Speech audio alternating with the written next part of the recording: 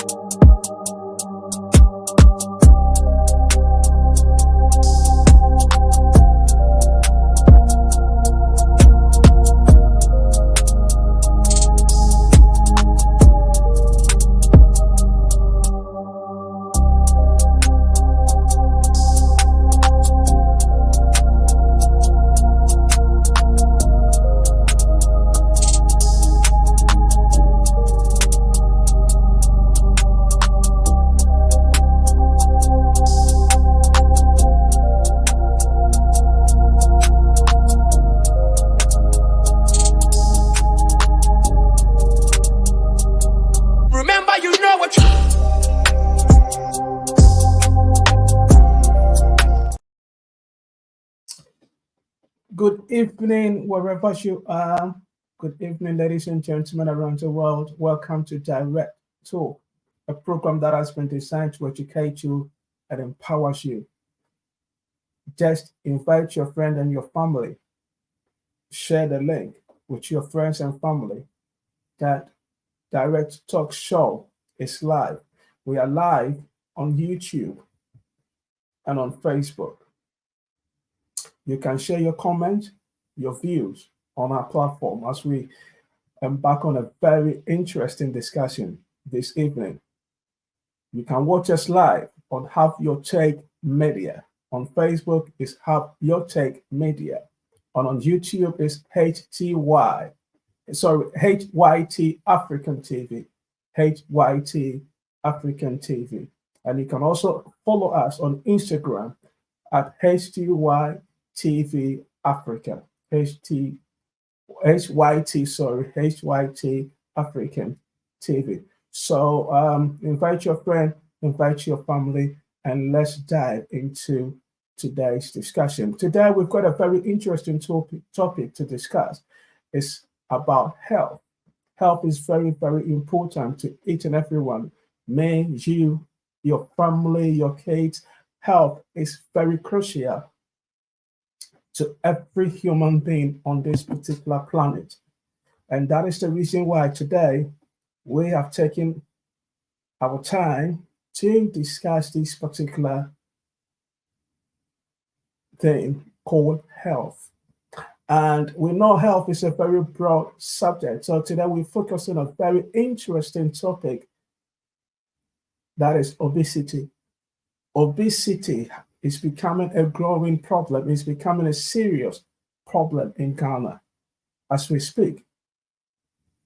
Obesity is becoming a concern in Ghana as we speak. And that is the reason why we've taken it upon ourselves that today we're going to look, into that particular subject, that is obesity, and how it's impacting on the healthcare setting and the economy as a whole. To help me do the discussion today, I've got Mr. Elijah Timmob. Mr. Elijah Timmob, who is a pharmacist. He trains young pharmacists in the community pharmacy setting. He has experience in running travel, sexual health, vaccinations, and substance misuse treatment. And that is Mr. Elijah. I have Mr. Elijah today. And I've got another sister, Beatrice Asante, who is a project manager. They are going to be my panelists this evening to discuss the problem, the growing concern of obesity in our motherland, Ghana. Now, before we start, let me first of all point something out to our audience. A report has been published. It was published by Ghana Demographic and Health Survey. And this report shows that over 50% of women aged between 15 to 49 are obese in Ghana. 50 solid percent. And within the same report, it was also identified that within uh, the regions, the 16 administration regions, there are so much. I mean, if I want to go overweight or obesity is becoming a problem. So if we look into the data, we can say that even in Accra, the data says that we have 61%, 61.3% overweight. In Ashanti region, we have 59.4%. In the Central, we have 56.4%. In the Eastern, we have 55.8%. In the Western, we have 53.1%. In the Volta, we have 50.9%. In the Bono, we have 50%. The list goes, and I can go on and go on. In Upper East, 28.2%. Northern, 27.1%. Now, this shows that obesity has become or is becoming a growing problem in Ghana as we speak. And there is another report that I was looking into, published by BMC Public Health, and it says that children between the ages of 5 to 16 in Ghana are overweight. Children between the ages of 5 to 16 are overweight. And another similar report was also came out as well, and it also says that obesity is becoming a growing concern. And that is the reason why today we want to look into this particular problem and see how best we can address it in our motherland, Ghana. So, without wasting much of your time, I will go straight and ask our panelist, Mr. Elijah, what are the potential health consequences of the rising obesity rates in the country? So, what are the potential health consequences of the rising obesity rates in the country? Thank you, Dr. Austin Justin, and good evening, fellow panelists and your production team and all members of the public who are watching us either here in the UK or anywhere at all in the world. First and foremost, let me put things in perspective. Obesity is not just a Ghanaian problem, it is a global problem, and pretty much every jurisdiction is facing the same issue, and it's largely to do with our modern lifestyles. In Africa, for example, there is a traditional background or context, if you like. It's generally perceived that women who are on the plumpy side of things are probably better bearers of children, and men find that attractive, and we men, I must admit, African men in general, tend to like the curves of our women. Curves are beautiful, but they don't necessarily have to be a little bit on the bigger side of things. And if we talk about obesity, what exactly do we mean? There is a very, very simple way of finding out if you are obese or not. If you measure your height in centimeters, for example, if your height is 183 centimeters. Just take away the 100, and whatever you are left with should be your ideal body weight.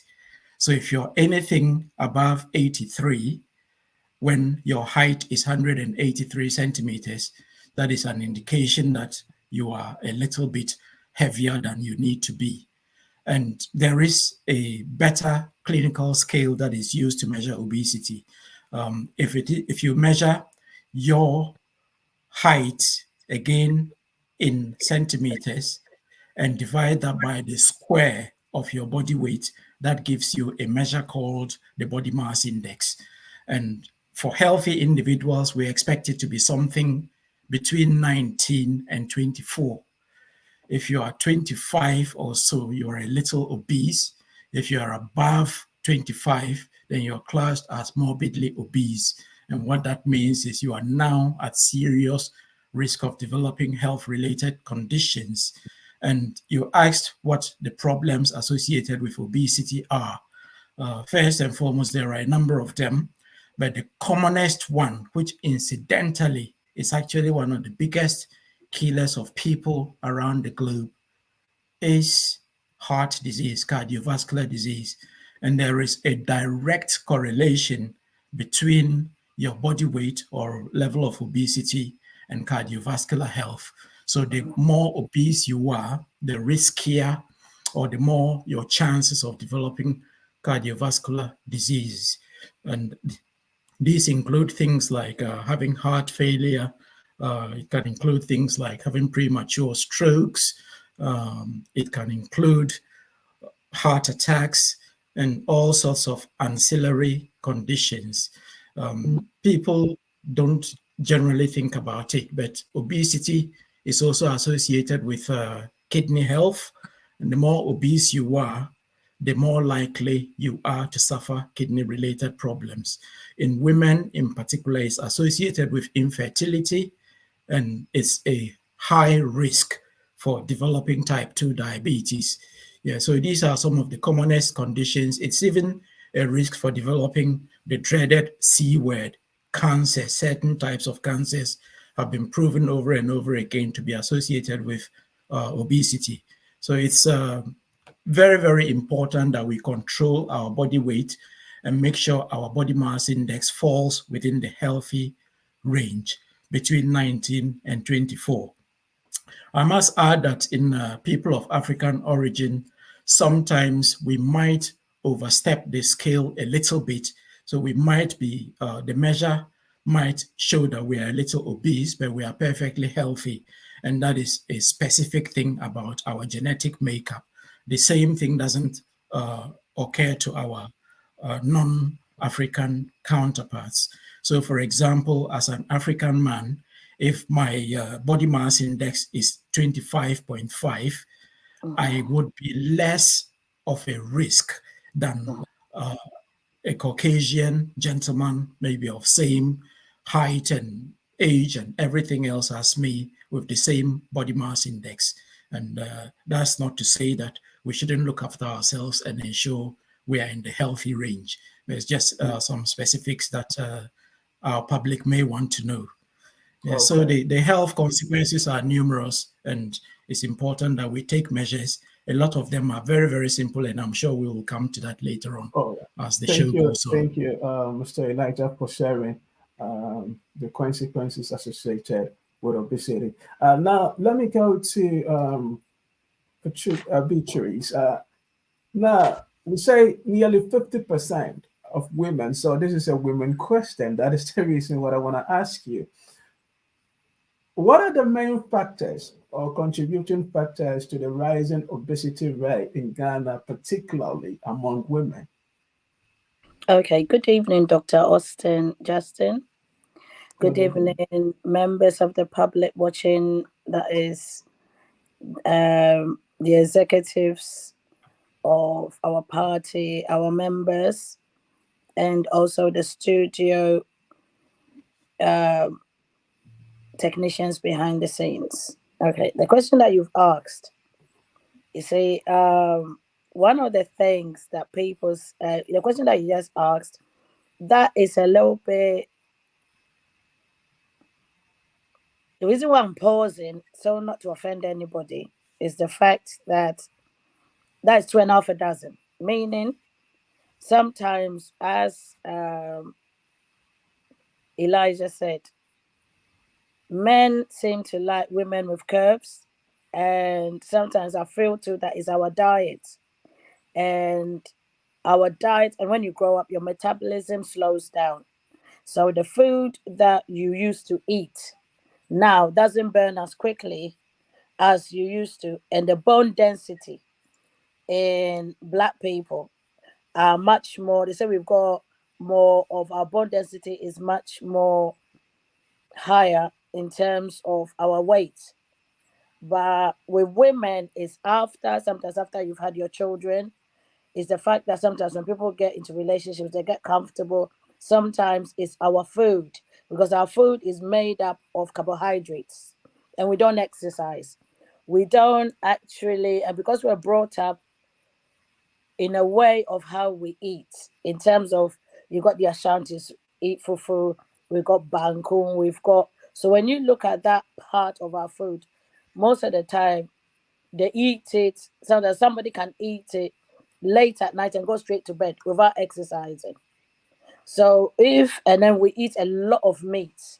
So just imagine eating a lot of carbohydrates, a lot of meat, all these stuff. With women, sometimes we don't actually realize that because of our metabolic system, when you what you used to eat when you were 25, that will burn.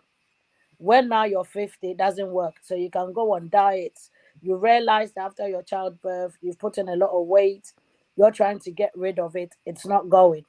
And then sometimes you start deciding that I am going to fast, meaning you're not going to eat in the morning. So that impacts on your metabolic system as well. And in Ghana, there are loads of factors. The factors are the fact that sometimes you don't have any food to eat. So sometimes you might even eat once a day. And one of the researches I did was when you eat once a day, your body stores that food. So when you think that you've eaten once a day, so it's going to help you lose weight, your body is storing it so that when you eat again, it actually holds that food. So that is why sometimes they say that if you eat small foods between a certain period, your metabolic system kicks up. But we don't do that because somebody would not eat breakfast and go and eat in the afternoon. That doesn't help the metabolic system. And our bodies, the older you grow, the less your body works with you. So sometimes that is the impact. And that seriously impacts on our health. As Elijah has said, that that goes to sometimes you end up getting high blood pressure. And high blood pressure is one of those silent killers, whereby your body now does not, it's kind of like every little thing, your heart, your body, your heart is working so much to actually compensate, which actually gives, which actually impacts on how your system works. So sometimes when you talk about obesity, I don't think it's something that people want to actually be obese, but it's the body that doesn't work with you as you grow up that impacts on it. And there are people that genetically, there is nothing they can do about it. Okay. All right. Thank you for sharing that point. I will come back with follow-up questions. But before I do that, Elijah, what are the potential economic impact of the obesity pandemic? I call it pandemic based on the statistics that I gave because it's a growing problem. So I'm using the word pandemic here. Yeah. So what the economic impact of obesity pandemic on Ghana's healthcare system and the overall economy? Yeah. Fantastic question, Dr. Austin. And I completely agree with your choice of term as pandemic, because the growing rates, if not curbed, could have potentially serious consequences on our growth as a nation. We are just talking about bringing about a policy which could potentially transform the economy of Ghana. And as we saw last week in your discussion about the 24-hour economy, you need people to be able to make the 24-hour economy happen. In Africa, it's not so much the case yet, but in the developed countries, you realize that people are actually at the center of everything, and people are classed as the most important resource the country has. We are getting there gradually, and the sooner we realize that, the healthier we maintain our populations, the better we can transform ourselves into a full middle-income country and possibly even further to a developed country. So yes, we need healthy people to be able to make the 24-hour economy work. And obesity, as we saw earlier, is a very, very expensive illness. Diabetes alone here in the United Kingdom takes up 10%. One condition takes up 10% of the entire NHS budget. So you can imagine how expensive, how costly it is, both to the sufferers and to the National Health Service in terms of treatment, in terms of times lost at work due to illness, in terms of pharmaceuticals, and all kinds of interventions. So it's not a cheap thing at all. And we know that we can prevent it from taking hold in the first place. And Beatrice mentioned it beautifully in her speech earlier, that obesity is effectively a lifestyle condition. So if we are able to change our lifestyles in the right direction, we can effectively reverse it, making ourselves healthier. So I've mentioned diabetes, but it's not the only thing. I spoke about cardiovascular illnesses, which includes high blood pressure. And it is well documented that the more obese you are, that obesity alone raises your blood pressure if you have no other risk factors at all. And it's also documented that every kilogram you lose in body weight reduces your blood pressure by between 2 to 10 millimeters of mercury, just 1 kilogram. And it has such a profound impact. So yes, it is a very, very expensive disease. If we look at how many people have high blood pressure and the consequences on their potential lifespan even, is not a joke. How many young people do we lose through strokes? Yes. How many young people do we lose through heart attacks? How many young people do we lose through diabetes, amputations, making otherwise healthy and economically active individuals becoming dependent on the rest of society simply because of a preventable condition? So yes, the impacts are very, very heavy on the society, and we can take very, very simple measures to mitigate that. Yeah, so in terms of costs, it's probably not quantified, but if we want to look at the impacts of obesity globally alone, I think it is a very, very high figure that affects all nations, and the developing nations until maybe a few decades ago were bucking the trend. But for whatever reason, maybe our change of lifestyles, because as we advance, we start to adopt lifestyles that we believe are associated with progress or maybe advancement in terms of our economic wealth or well-being. So we start to adopt unhealthy lifestyles such as eating fast foods, a lot of processed foods, not exercising regularly. Some people get out of bed straight into the bathroom and next to the kitchen, and the next movement is to their car. They drive from car to work, come out of sitting in an air-conditioned office, whole day, maybe at lunchtime, they don't even walk out. Food is delivered to them there and then. So there is very, very little opportunity to burn excess calories. And those are some of the reasons why we pile on more and more kilos. And it's all to our detriment as a nation. So one, it's good that you have brought this topic, and that will let people recognize that it has a very, very negative impact on our advancement as a nation. And the sooner we arrest it, the better it will be for us. Because one, our healthcare systems are not in the best state right now. We started moving in the right direction decades, in fact, about 8 to 10 years ago. But since change of government in 2016, pretty much all our health indices are pointing in the wrong direction. So areas that we were making progress, we are now moving backwards. And that, for me, is one of the reasons why we must join forces and make sure we do the right thing come December and bring back a I will come to progressive. that, Mr. Elijah. I will come to that. You've made a very good point, but you made mention of a lifestyle, and I think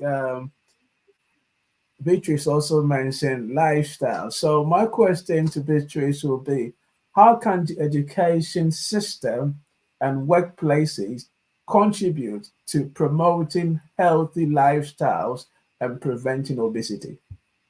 Okay, so the question that you asked, is it more to do with this country or is it Ghana? With Ghana, The I'm reason not. why I say that is I can make comparisons, yeah? When you look at this country, you've got nursery schools, yes, that they teach, they say an apple a day, they teach them when they're in primary schools. So when they get to secondary schools on healthy eating, they teach them what to cook. And one of the reasons why I say that is they always say that the rich eat healthy, but the poor eat unhealthy. Meaning, I remember there was one time that I went to Ghana and there was this lady that the son said he wanted salad. Yes. And when somebody says salad in this country, you know, it's a bunch of leaves. This woman, she had baked beans, she had tuna, she had everything. And on top of that, she had this big slice of bread. Do you understand?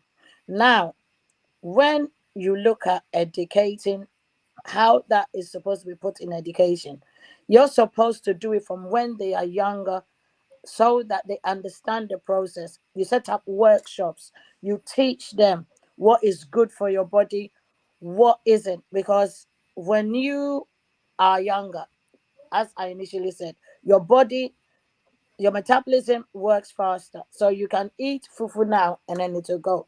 You can eat mutuo now and it will go. But when you grow older, permanent soup and stuff is not good for you. So how do we teach that?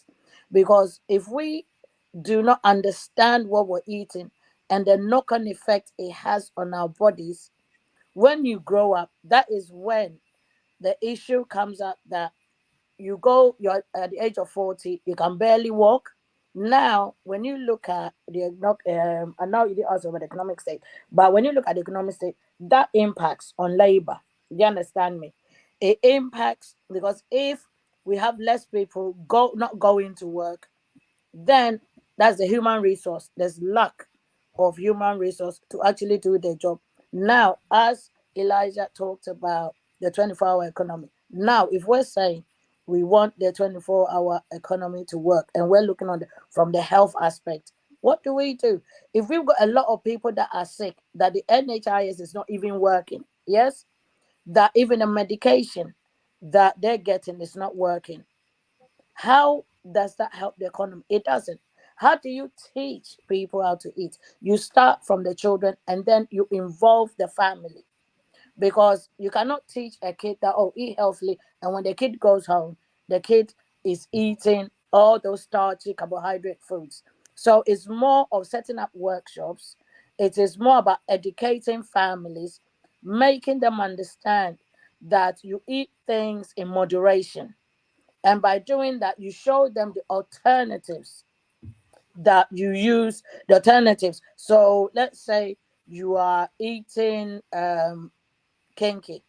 Instead of eating like 2 bowls of kenke, you can actually slice up more tomatoes, more onions, more vegetables that would actually compensate for eating the 2 bowls of kenke.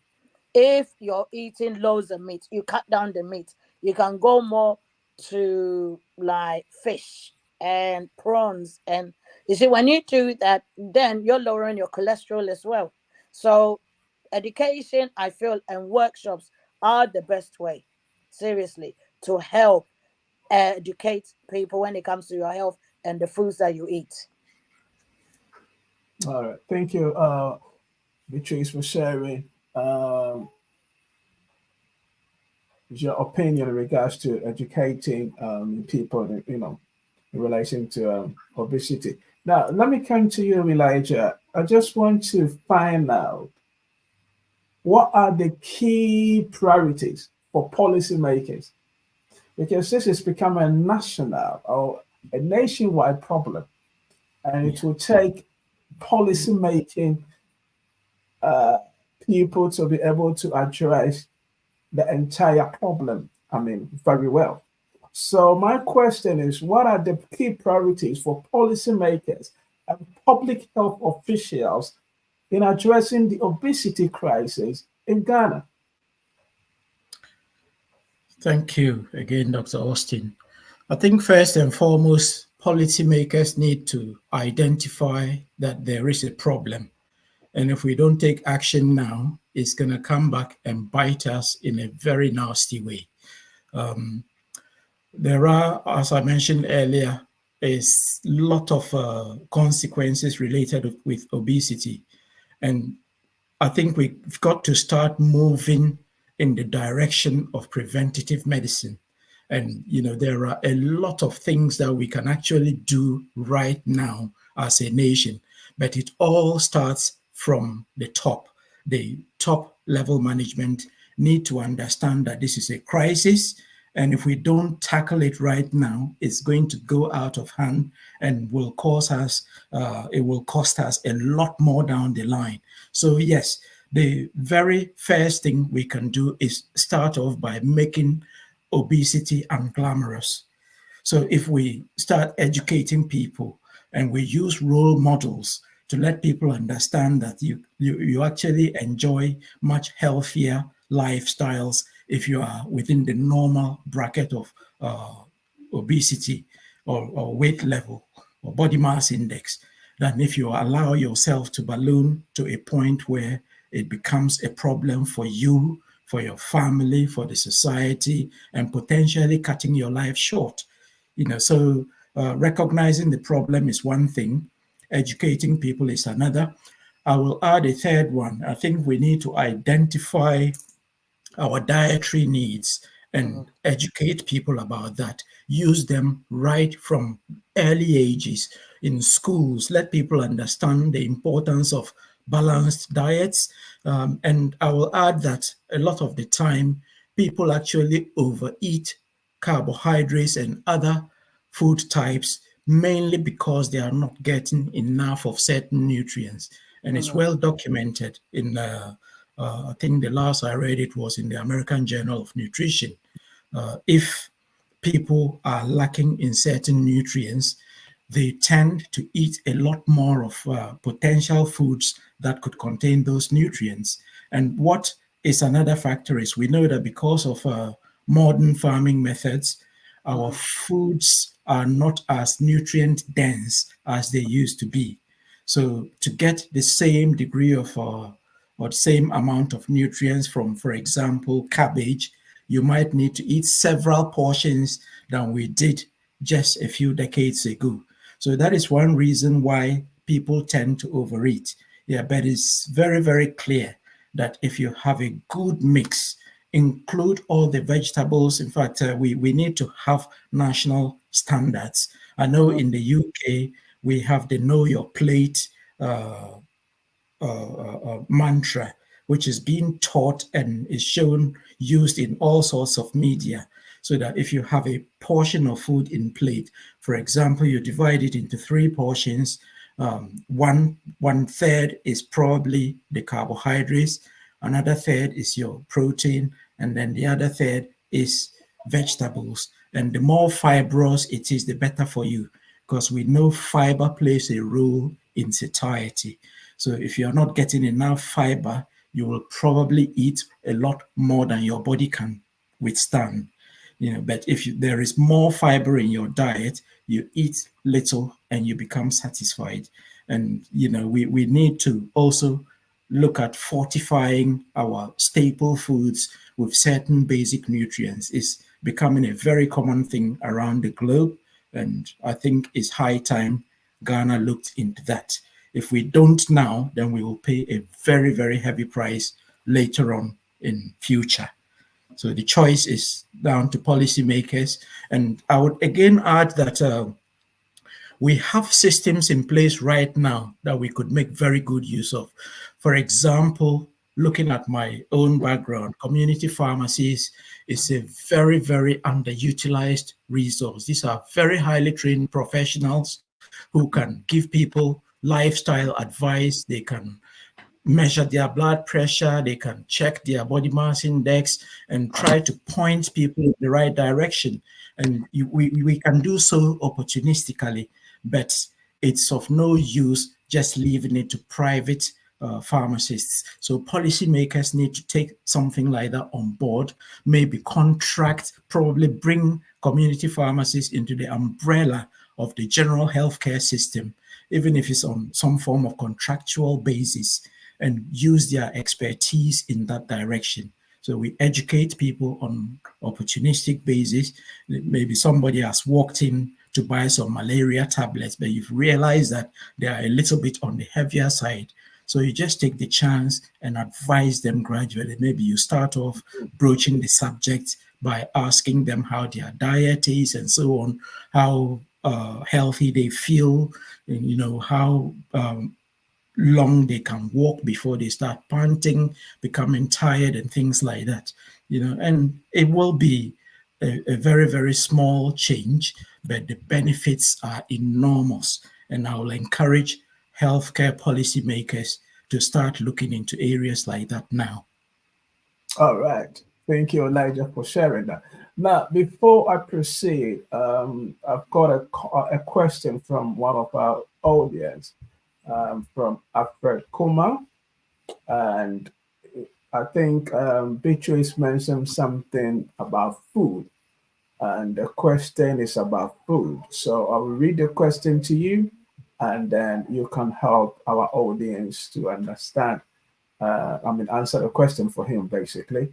He said, tell us the truth about the consumption of palm oil, palm kernel oil, and coconut oil. Yes. Why would anyone convince us corn is better than any one of the above? And he continued and said, I heard Fanti Kenke now is wrapped in polythene before they use banana leaves. Why? Those ideas, why? So those idea is that, whose idea is that? Thanks very much. Very important topic. So you got the question. Yeah, you want to know about different oils. Okay. And Maybe I can support yes. Beatrice a little bit here. Please do. Because Yes, oils is something that we take for granted. We pretty much use oil in, I would say, 90 to 99% of our cooking. Looking at the Ghanaian diet, the typical Ghanaian diet, oil is used in pretty much everything. Somehow, we've been deceived or miseducated to believe that the foreign imported, highly processed, purified oils are healthier than our own natural oils that we produce back home. Nothing could be further from the truth. Palm oil is one of the healthiest oils you can find on the planet. I think one reason people use is because the red oil tends to coagulate and solidify at room temperature. There is a general perception that oils that are typically solid at room temperature clog up arteries and so on and so forth. That is theoretical. It's never been proven in any laboratory as far as I know. There may be certain fats, generally if it's a solid, we call it a fat rather than oil. There may be certain fats which match that description. Palm oil is certainly not one of them. It is very, very rich in carotenoids, And we know carotenoids play a very, very important role at protecting the heart muscles. It protects circulation in general. It's turned into the body into vitamin A, which is a very, very significant nutrient. It's also rich in several forms of tocotrienols, which are very important forms of vitamin E. For there are 8 members of the vitamin E family, and palm oil contains a significant number of them in the very, very natural forms. Vitamin E is brilliant for circulation. It opens up blood vessels and prevents clogging of arteries. It's also very, very useful in the reproductive system. It helps prevent certain types of infertility. So for anybody to come and tell me I should throw away my natural and unprocessed palm oil, which is not filled with any chemicals, and go and buy their oil, which has been processed using all sorts of industrial chemicals, it could not be further from the truth. So it's a very, very significant question Alfred has raised, and I would want to encourage people. We have some of the best natural oils known to mankind, and let's consume our own. We'll be killing several birds with one stone doing that. One, will be providing or improving our own internal market for these products instead of selling them on maybe for industrial purposes, and maybe in turn buying far inferior products and making our health worse as a result.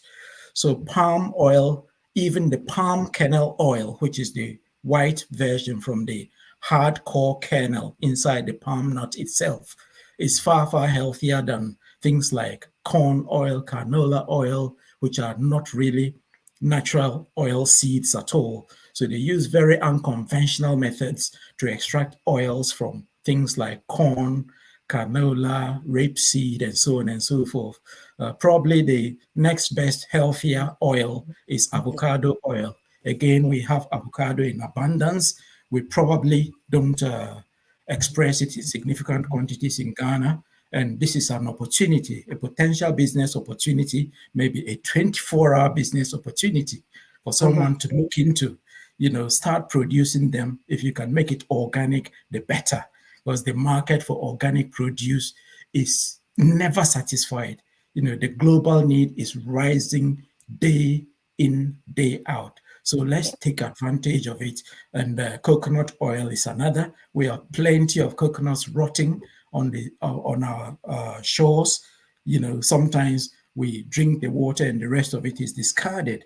We don't even know that we can express oil out of the edible part of the coconut. And, even if we just crush the whole thing and make coconut milk out of it, that alone is a product that aids in weight loss. But how many of us know that, or how many will educate us about that? So let's learn to use our own stuff.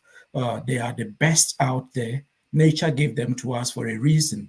So let's not discard what God gave us free of charge and spend monies that we don't have, hard foreign currencies, in importing rather inferior products. Thank you, Elijah, for sharing that. I think Alfred is listening and you've answered the question.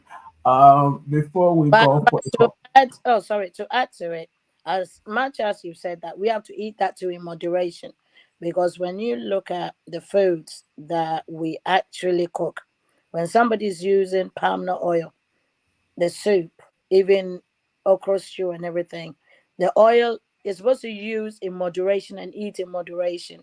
So all the oils are really, really good in terms of how Elijah has explained, but it has to be eaten to in moderation. And I know he asked also about the polythene, that they use. You see, the we polythene before banana leaves. So yes, for fancy canker. Precisely. We are moving. One thing that we should understand is we're losing our culture. We're losing the authenticity. Even I remember when I used to go and buy, I like when I go to Ghana, I like watching in leaves. I like, you see, the food that come in leaves is us trying to develop, saying that we are trying to modernize and use the Western ways is actually affecting the way our food is. Because people that do that, the polythene has got chemicals in it, whereby it will go into the food, which will still impact on your health. So I believe that part of it we have to look at. Like now, when you look at Western, when you look at when I go to Ghana now, you see pizza balls, you see KFC. All those foods are not healthy.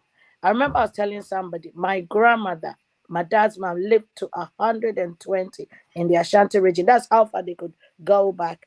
And it was only when she was 99, yeah, that she was told not to go to the farm, but she had her own site. She could speak, she could do everything at the age of 120. But my dad was here and he died at the age of 64. So sometimes our lifestyle now impacts on how long we live.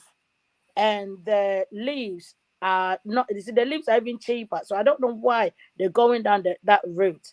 That is not the right route, and we should go back to our roots. Thank you, Sister Beatrice, for sharing that. Justin, if I can just come in 1 more minute, please. Yeah, I will let you come in 1 more minute because we've got to go for a short commercial break. And when we come back, I've got 2 questions from our audience. So relax. Yeah, I've got a lot of questions because some questions are coming in. So listeners, you are listening to Direct Talk. It comes your way 7 p.m. UK time. If you are not in the UK, just Google your local time so you can join us every Sunday, 7 p.m. This program is brought to you by Prop Forum UK. Prop Forum UK. Tune in every Sunday, Direct Talk, and we talk about important issues going on in our motherland, Ghana. So we go for a short commercial break, and when we come back, I've got your questions. I've seen them, and I will put it through to our panelists, and they will take their time to answer. So we go for a short commercial break, and we'll be back right back. We'll be back soon. Thank you. Sedan SSA Ghana for Yinadi Mo Yankopon. Sewama Hanat Rapid Response for every UK. Abe BBA our Ghana. Seudo Leicester UK. Now so per Jumafua or ye Clinia. Obia Beka Hanat Rapid Response. HRR. Entisa ya ufie. Anawo demo. Wabetu ombuasi. Ayi ho. Clini ho kama. Ase ya shisha ubi bia ma. Nesa ya office nsua. Wabe huru ho. Apepa ho. Aye ho neat. Nesa wa carpet nsua. Aye fia. Fakoma Not rapid for na on cleaning and sun dry and famount. Safe ni wasi ufia wie and a wutu akomu. Anase wafes and soa. Fre womo no de kan ego clean fie ho and ya dani nyina mu. And sakura ni wutu ako. Wahoro ka bia. Eye mu fi nyina afri hono. Obetima ba ofie aba yama. Anase obetima so de akomo ho. Na womo laundry ni die eya dutwam. Womo obetima ba ofie abaje oniama no akosi ato aboboso kama. Hanat rapid response. Abama will be in the hospital, schools, hostels, companies, hotels. Any beer if you will be unya clean dear. Woman a cleaning masters. Fish much across the sea. Ewa hojo. Would you any extra tinga jansen? Dana Adum Joy Restaurant. Ewumuno. M1 or 0202 608938 and a 0546 257 435. See a cano hanat dia a professionalism, any customer satisfaction, and a priority. Thank you for coming back. You are listening to the Direct Talk, a program that has been designed to empower and educate you. Today we are talking about obesity. It's becoming a growing problem in our motherland, Ghana, and that is what we are looking at this evening. Share the link with your friend and your family to tune in. Watch us live on Facebook. Have your take. You search for, you go to Facebook and you search Have Your Take Media and you see us live. And on YouTube is HYT African TV. You can watch us live. You leave your comment and we will pass it on to our panelists to answer. The question that I have for you now, it says, now we're talking about lifestyle and food. So, what is the role of the food industry and the advertising in the increasing obesity rate in Ghana? I think the person is trying to talk about, sometimes you see these adverts and you see a lot of meat on it. So what kind of role would the food industry, because we are talking about, I think Sister Beatrice also talked about fast food and whatever. So the question is not clear. It's from WhatsApp, so I'm trying to uh, put it together, to see what the person is trying to say. But that is the main key that I can pick that. The key role of the food industry or the advertising company or advertising in general, in the increasing obesity rate in Ghana. So I don't know whether Elijah want to take that question. Yes. It is one of the policy areas that healthcare regulators might want to look into, because one, regulating the food and advertising industry is actually very much a public health policy, and it protects the generality of our population. Because a lot of these things, and I will start off by going one step back to the question that Alfred asked regarding the use of plastic in cookery. I personally have no idea where that madness came from, and it's become such ubiquitous in our country. Even in the traditional chop bars, you go and kenke and things like that are cooked in plastic wrappings. Where on earth did that come from? We know plastics contain chemicals that disrupt hormones. Yes. And one of the consequences is obesity. So instead of using the natural corn wrappings that we all grew up knowing, suddenly we've reverted to plastic. It's not a healthy thing to do. And if I were a policymaker, I would ban that now, especially if the food is prepared for the consumption of the public. If you are a food seller using that practice, you must desist from it, because you are gradually poisoning people, and the effects are even more profound in the developing individual, the younger child. Before people reach adulthood, these things impact on them more. I'll give you an example. When farmers want to sell their livestock, especially cattle, they specifically add certain estrogens to the feed.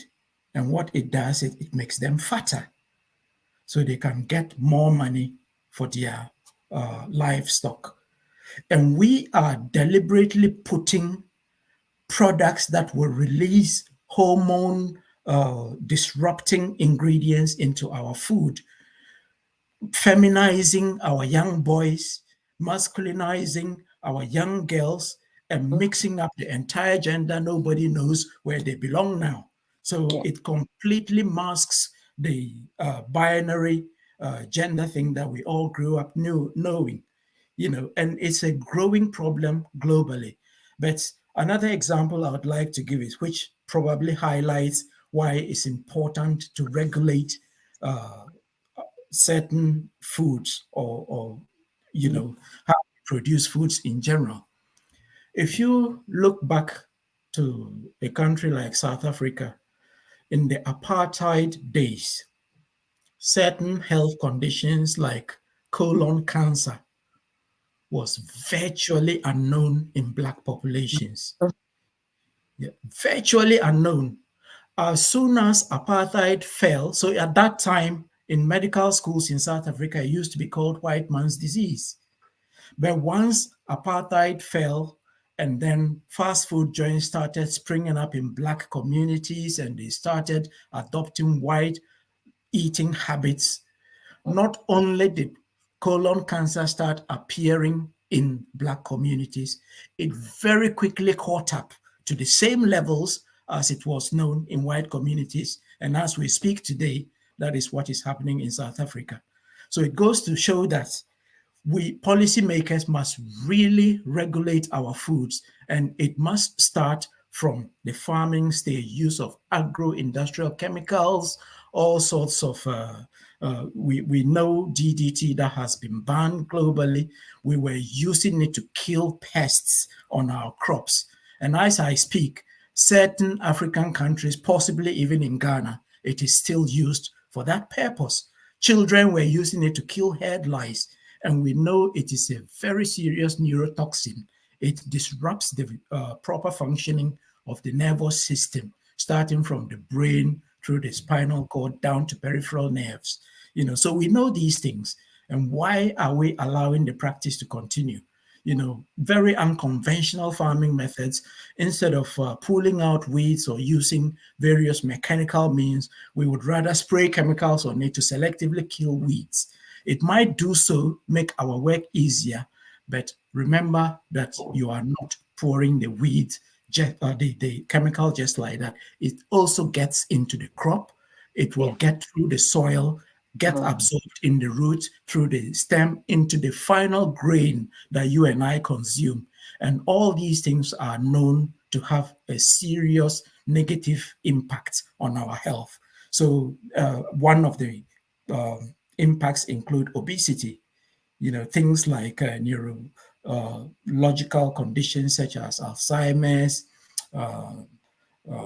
all these conditions, memory loss, and so on. They're all linked with some of these industrial chemicals, and country after country are banning them as these things come to light. Yet we continue to use them as if they don't matter to our health. So these are some of the policy directions that we must take as a nation to safeguard the safety and well-being of our population. Thank you, Elijah. I think the listener has heard what you said. It was a WhatsApp question, so there wasn't any name. We are still on the lifestyle issue that you brought about. I mean, you've mentioned lifestyle, and I think Beatrice also talked about lifestyle. So my question to Beatrice will be, what can be done at the community level? We're talking about the policy now, we're talking about community level. What can be done at the community level to promote healthy lifestyles and combat obesity? Okay, you're saying what can be done at the community level.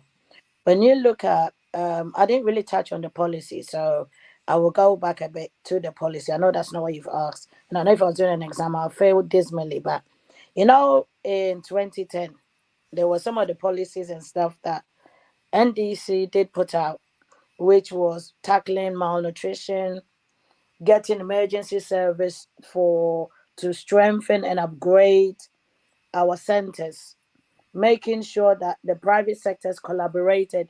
So when you talk about the private sectors, because you asked Elijah what could be done in terms of when you're looking at this community, private collaboration like the food boards and the junk food that are now getting into Ghana. Those are the policies that the boards should be brought down. They should promote more of our traditional food. So when we promote more of our traditional foods, then you explain the nutrients in it. Because as Elijah even just said, when you look at the foods, the chemicals, the farmers, the crops, the GM foods that they're even growing, all that has an impact because these GM foods are genetically modified. What are they modified with? Hormones. So, and as he rightly said, that also impacts on mental health. When you look at the National Insurance Health Scheme, what does it entail? NDC in 2010, and the reason I'm going all the way back is sometimes when people talk, they always talk as if, oh, it's now that we, the party, are doing stuff. But these are stuff that were put ways ago, and then we were working on it. How do you integrate planning with rural areas when people understand what they're eating in their community, When people know that if we're able to promote what belongs to us, what we've done is we've adopted the Western style of living, that we have thrown away what actually makes us healthy. Because I remember some years ago, I went to Ghana and I realized my cousin had a high blood pressure monitor. And I don't remember ever seeing my parents, even when they were in their 60s, with that. How come my cousin that is in his 40s has that? How come now when you see people at the age of 40, 30, they look even older than their age? It's all about the food. So it goes back that the community and the policy makers should actually go back. And I know NDC was doing that. They were doing that and trying to put health regulations in place. But the sad thing is, sometimes we forget. We see, sometimes we forget the good things and we adopt the negative things because we are trying to be westernized. What is westernized? I remember when COVID came and they said we had to wash our hands, we had to eat a lot of ginger, onion, all these stuff. To them, it was like a fad. It was a new thing. We were used to it. When you're eating kenke, you're eating tomatoes, that you blend your tomatoes, your onions, you limited salt. When you washed your hands, I remember when we were younger, those were the things that we did. Sometimes I say that we move, as we are moving into the Western world, we are actually losing the authenticity of our culture, which actually made us healthy. And the only way we can do that in the community is go back to our roots.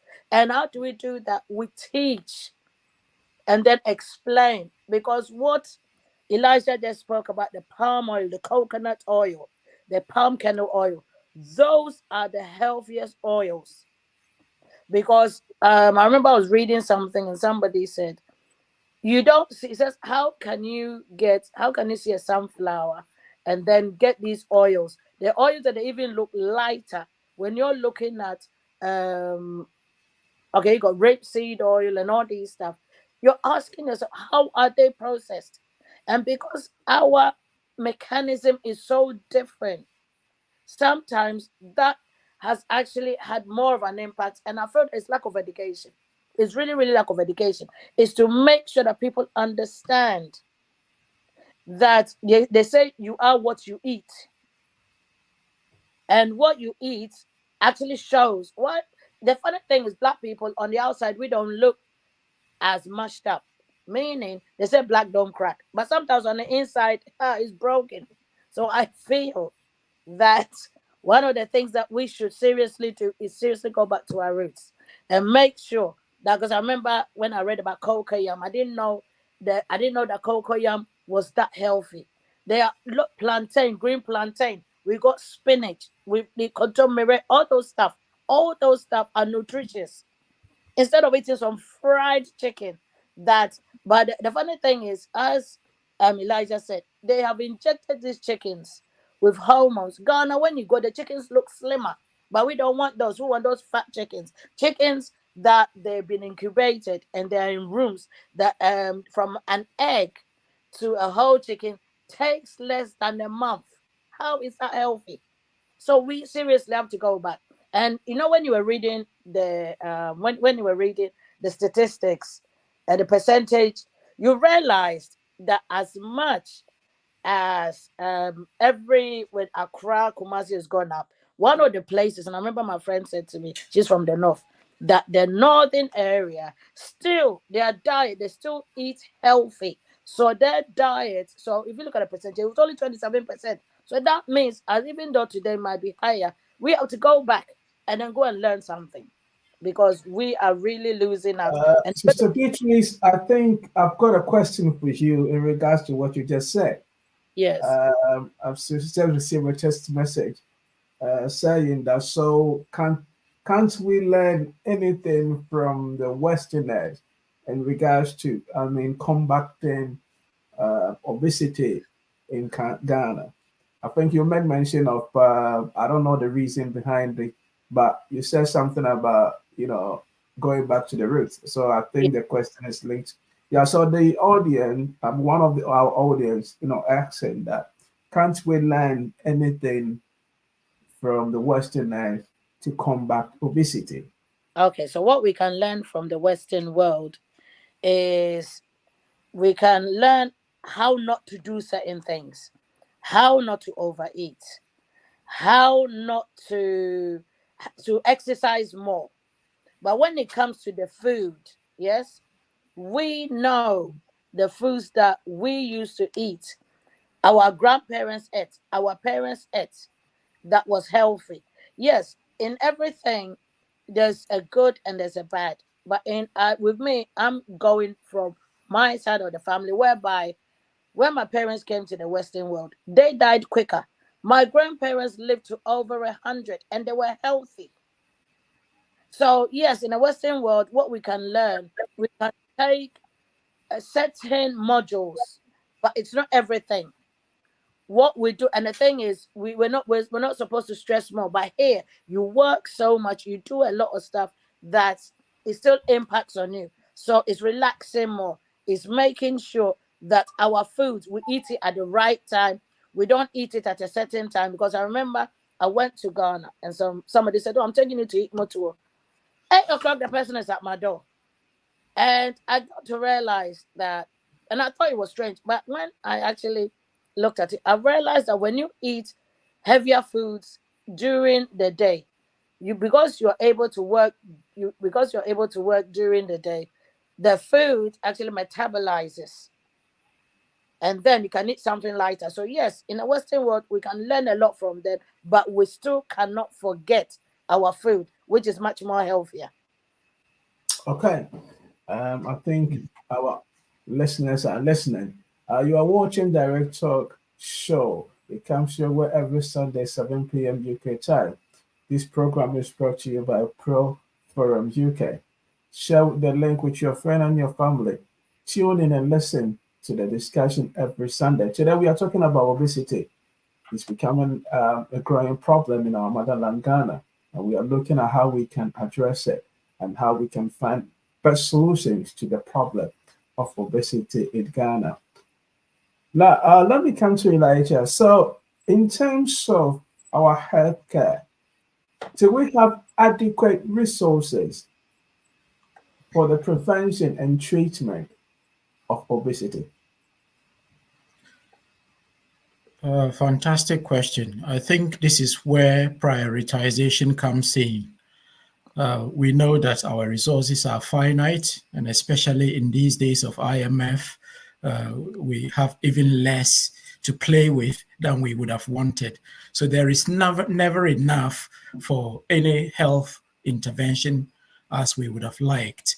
So what we probably need to do is to try and go down the preventative route as much as we can. And that involves education about portion sizes, education about the choice of foods, education about regular physical activities. The health walks have become rather fashionable these days, but they tend to be associated with political events. I think we need to make them more popular, probably encourage health walking groups at all age levels. It doesn't have to be just young people. It can include even elderly people, because it keeps the blood circulating, it keeps them healthier, and reduces the eventual need to access healthcare. That said, we need to understand that obesity is a growing problem and we must address it as a nation. And one of the things that the healthcare industry can do, apart from educating people, there are also effective pharmacological interventions available. There are medications that can help people lose weight. There are medications that can help people suppress appetite. There are medications that speed up the metabolism. And all these things, to an extent, help towards addressing the obesity crisis we are facing. So yes, there are a number of interventions we can make. And I will strongly recommend that first and foremost, let's look at it as at an individual point of view. Let's understand that we as individuals can take the ball in our own hands and ensure that we eat correctly, include as much raw food as you can, because that's what the evidence suggests.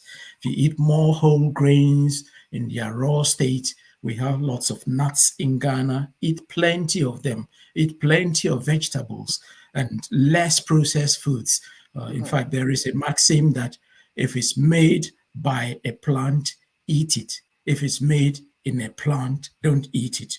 So what that means is if it is manufactured, avoid it like plague. And the evidence is overwhelming that processed foods don't do us any good at all. Apart from leading or encouraging more of the obesity pandemic we are facing, it's also they're also laden with other chemicals which have a whole raft of health problems associated with them. One very common thing we use a lot in Ghana is these Maggi cubes and things, flavor enhancers. If you can avoid them, please do, because all they do is the impact on your cardiovascular system, your circulatory system. There are nerve toxins, a lot of them, and they are known to induce neurodegenerative conditions, including Parkinson's. And you, as Beatrice mentioned earlier, we are seeing all these conditions appearing in ever younger people. I mean, it's pathetic that in the 21st century, according to the very latest Ghana Demographic and Health Survey, that our lifespan has been reduced to a paltry 63 for men, and I think 67 for women. We can do better than that. God has gifted us with a lot of resources that we can use to improve our health. And this probably brings me down to what we call the blue zones. Those are areas in the world where people live up to 100 years or longer. And they are in certain countries, Okinawa in Japan is a clear example, Sicily in Italy, parts of Singapore. They have a lot more centenarians than any other parts of the world. And you try to look at their lifestyles, what are they doing right, that they live to such advanced ages and are still healthier than some of us at much younger ages. And the things they do are very simple. Regular physical activity, even if it's just a brisk walk, a walk that will encourage you to break into a light sweat. Try and do that for at least half an hour, 3 to 5 times a week. Portion control. Eat as little as you can. In fact, if you hold your fist like this, that is about the size of your stomach. So any food you are eating that is bigger than your fist is simply extending your stomach, piling up a lot more calories than you need. And one other thing that people tend to not take much notice of is carbohydrates. When it comes to fat, we blame it on all the fatty foods, the fatty meats, and so on. Carbohydrates, excess of it actually contributes more to weight gain than anything else. So if you want to lose weight, one of the things you can do is switch your foods towards more fat Mr. and more protein. Hold on. Let me ask you, a question has come in regards to your mentioning physical activity. So I've just received a message. So I want you to continue and explain that. He's saying that, do you think that PE should be implemented across all schools in Ghana? I think in regards to that physical activity that you mentioned, I'm just, so Yes. he just want to know, you're talking about physical activity. So he says, do you think PE should be implemented across all schools in Ghana? Absolutely. When I was growing up, not only was it implemented, it was actually compulsory that every child in every school had to engage in some form of physical activity. And it extends all the way up to tertiary institutions in certain jurisdictions. And I don't see why we cannot adopt it as a health policy in Ghana. It is certainly one way of addressing the obesity pandemic that is certainly coming our way if we don't do anything about it. It doesn't necessarily have to be competitive sport. It's just got to be something that people engage in to encourage body movements, even if it's things as light as yoga, tai chi, and things like that, to improve your blood oxygenation. All those things are known to have several health benefits, and one of them is maintaining a healthy body weight. So absolutely, not only should it be encouraged, it should actually be made compulsory, at least for basic education and maybe secondary level. I know if we do that, the benefits will be enormous, because we saw in the report earlier that obesity is actually becoming a growing problem in the younger age groups, or between 5 and 16 years old. So if we started within that age group range, that is one way of addressing the problem. And what we also know is when children grow up with a certain lifestyle, they don't change as they advance in age. So it becomes part and parcel of their way of life. Even if they are out of schools, they are out of formal education, they still enjoy that occasional jog, that occasional walk, that occasional trek up a mountain, and so on, or swim, or playing tennis, and so on. All of these things, in very, very small ways, contribute significantly towards addressing the problem. And that is why I said earlier that it might be a small intervention now that will pay huge dividends in the future. So yes, I agree with the question. Let's institute physical education as a compulsory part of our curriculum. Thank you, Elijah, for sharing. You are listening to Direct Talk, the Direct Talk show. It comes your way every Sunday, 7 p.m. UK time. It's brought to you by Pro Forum UK. And today I've got Elijah and Beatrice were here with me at the studios, helping me dissect, the subject of obesity. It's a growing problem, or it's becoming a growing problem in our motherland, Ghana. And that is what we are looking at this evening. Beatrice, you mentioned something earlier about tradition. Yes. Our tradition. So, do you think that either culturally or traditionally, there are some practices we can leverage? Because we cannot change our culture sometimes, but do you think we can? There are certain cultural practices or traditional things that we can leverage to promote healthy living or healthy lifestyle in Ghana? Yes, I believe we can. I did tourism in my degree many years ago. And I remember one of the things that I found out was we've diluted our culture, and we don't seem to promote the authenticity of our culture. Meaning, when you are here, they say when you're in Rome, do as Romans do, but we don't actually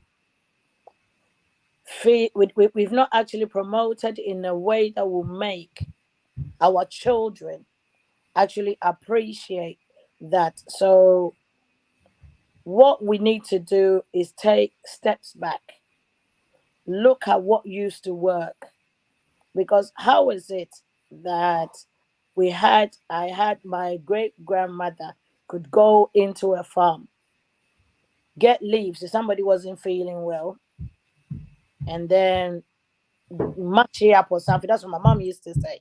Mash it up, and the person was okay. How come they were able to walk distances over the age of 70, 80?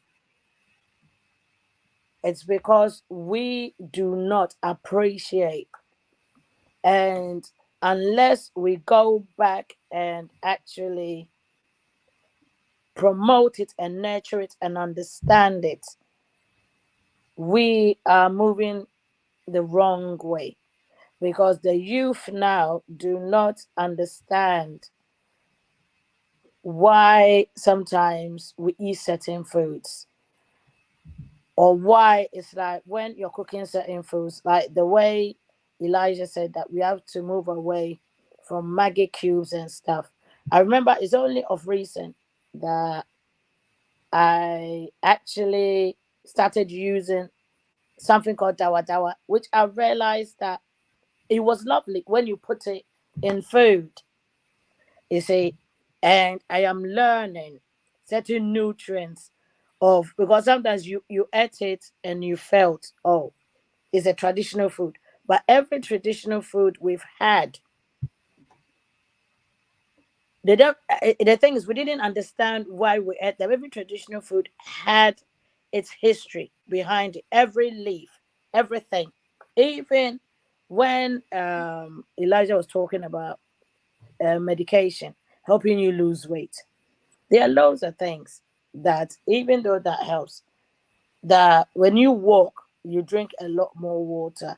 You, as he said, the portions that you ate, you limited it. You did more physical activity. Those are the stuff. And I remember my mom used to always say that when they were younger, it's like when you were eating, they used to eat together.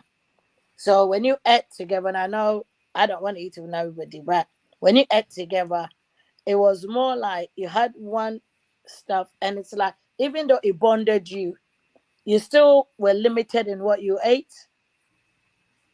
So I still believe that we've got a long way to go, because I think we as parents are not doing things right in terms of our tradition and our culture. And when you don't tell, one thing about children is, if you don't tell them why something is necessary, they do what they are used to, and what they are used to is not working.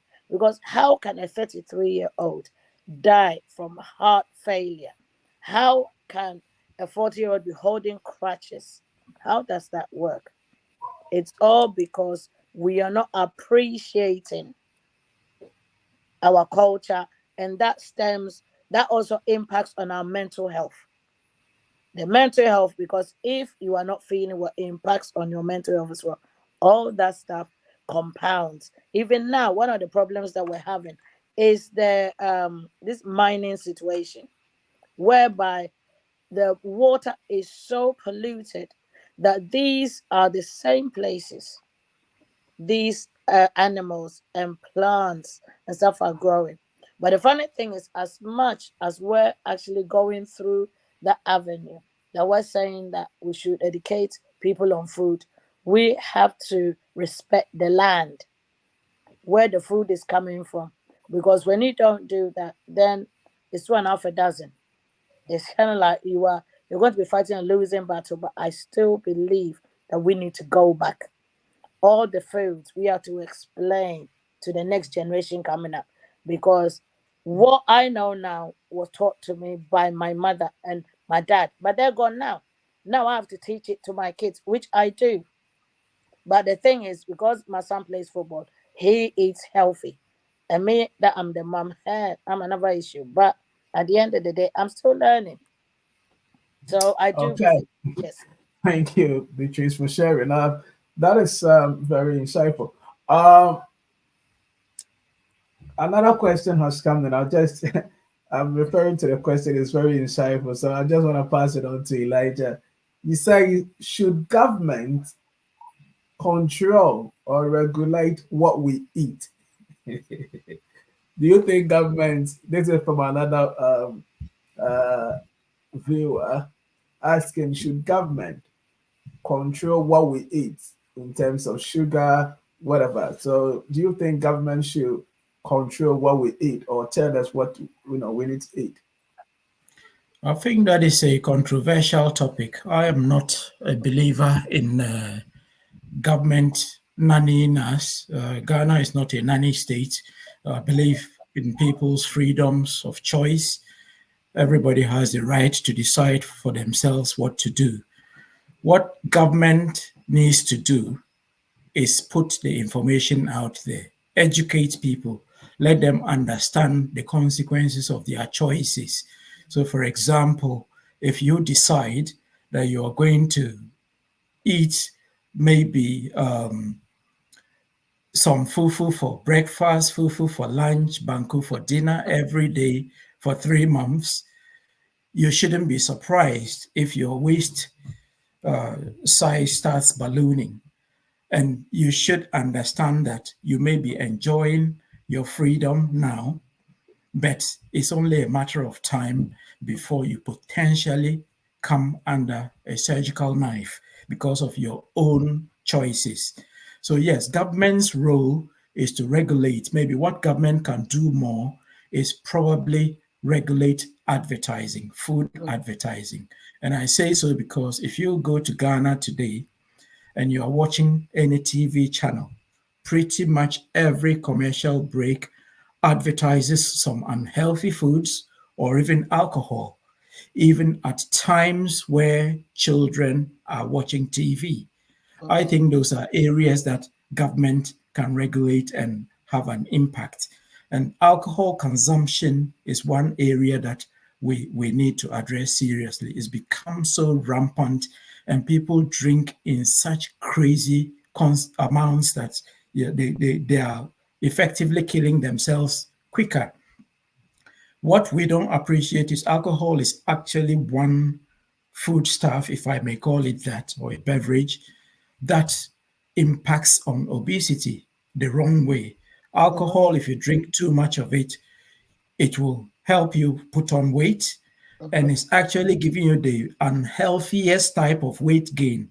You end up having a lot of visceral fat, fat on internal organs, and especially in your liver. That's what we call fatty liver disease, and it's an irreversible condition. Once you get it, there is effectively no way you can get rid of it. And we know that excessive alcohol consumption does that. So why on earth are we advertising Alomo bitters, these bitters, that alcohol, and so on and so? Is that the only food that Ghana has to offer? Why are we not advertising Tubani, advertising Kelewele, the healthier options that we know? Let's do more of that, and you will be surprised how many Ghanaians don't actually know what I'm talking about when I mention Tubani and Kosi. And these are very, very healthy, protein-rich, plant-based protein foods that go a long way towards reducing obesity. So let's do more of that, and less of the unhealthier options. And government can regulate those things by, one, educating the people, and then exerting some form of limits or control over the advertising industry. We are not saying stop food advertising or alcohol advertising altogether, but do it in a limited way, in a way that it will not impact on the younger generation. Because when they see these things, it looks glamorous to them. And children are naturally curious. So somebody will say, if you drink Alomo bitters, maybe it can make you run like a horse. And children will go and try it. They feel it gives you so much stamina, you can do crazy things. And these are the things that children want to experiment on. And before you know it, we are actually encouraging our teenagers or even pre-teenage children to start tasting and drinking alcohol. So those are the areas that I think government can intervene. Okay. Thank you, Elijah, for your time. Thank you, Beatrice, for coming. Thank my panelists for being here today. It's been very, very interesting today. How discussing this particular issue with you. I also want to thank my audience. Another question has come in, but unfortunately, our dear listener, we cannot answer the question because our time is up. Next week, please join on time, put your question in on time, and we will pass it on to the panelists on time. But if you put it now, we cannot deal with your question. So I want to apologize. We are not ignoring you, but our time is up. So thank you for listening. You are listening to the Direct Talk Show. The Direct Talk Show comes your way every Sunday, 7 p.m. UK time. As I said earlier, if you're not in the UK, check on Google to know the exact time and join us. put in your comment, put in your questions, and we will address that. Thank you once again for coming. Thank you once again for listening. Thank you, my panelists, Elijah and Beatrice. And my name is Austin. Thank all the production team for making this program a success. As I said earlier, this program is brought to you by Pro Forum UK. See you next week, same time, 7 p.m. UK time. Good evening to you all and have a good sleep. Bye.